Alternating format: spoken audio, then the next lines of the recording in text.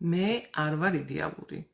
ეს არის ჩემი მესამე წიგნის პირველი ვიდეო გაკვეთილის კი არა და მისალმების თემა, ასე ვთქვათ.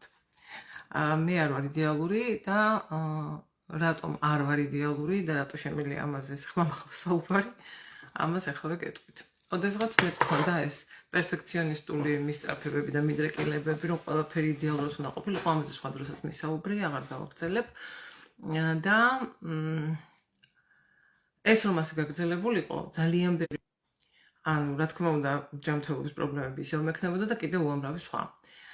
დღეს ძალიან მოკლე ვიდეოთი მოვედი, მოკლე ლაივით მოვედი, სტუმარს ველოდები და შეიძლება მოულოდნელად დავასრულო, არ გაგიკვირდეთ. და რატომ ახლა ეს ვიდეო ჩაწერილი მაქვს წიგნის პირველი გაკვეთილი და წიგნის სხვათა შორის უკვე სტამბაშია, გუშინ ბოლო 3 რაღაცა შეცდომა